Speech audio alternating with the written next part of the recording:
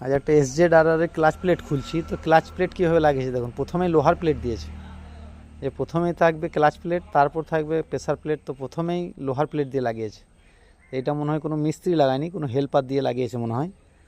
তো মিস্ত্রি ভাইরা, আপনারা যদি হেল্পারকে দিয়ে কাজ করান তো এগুলো একটু চেক করে নেবেন।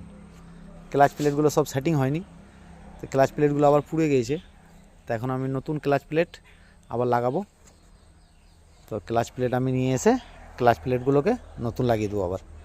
তো এই ক্লাচ প্লেট নিয়ে এসেছি, আমি লাগিয়ে নিয়েছি। প্রথমে একটা ফিকশন প্লেট, তারপর ক্লাচ প্লেট, আবার ফিকশন প্লেট, তারপর আবার ক্লাচ প্লেট, এরপর আবার একটা ফিকশন প্লেট, এরপর আবার একটা ক্লাচ প্লেট হবে।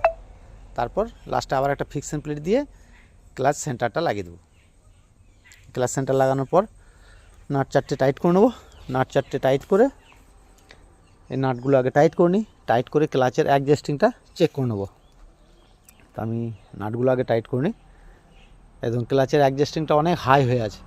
এইভাবে যদি হাই হয়ে থাকে ক্লাচ, তাহলে কিন্তু ক্লাচ প্লেট তাড়াতাড়ি পুড়ে যাবে। এই তীর চিহ্নটা আছে স্প্রিংয়ের নিচে, ওটা মিডিলে সেটিং হবে। তো এখন আমি ক্লাচটাকে সেটিং করে নিই। ঢিলা করতে হয়েছে, এই ক্লাচটা একটু ঢিলা করলাম আমি এখান থেকে। আবার আমি ক্লাচের অ্যাডজাস্টিংটা মাপ করে দেখে নেবো। এখন একদম অ্যাকুরেট হয়ে গেছে। এখন স্প্রিংয়ের পাশেই ঠিক তীর চিহ্নটা থাকবে।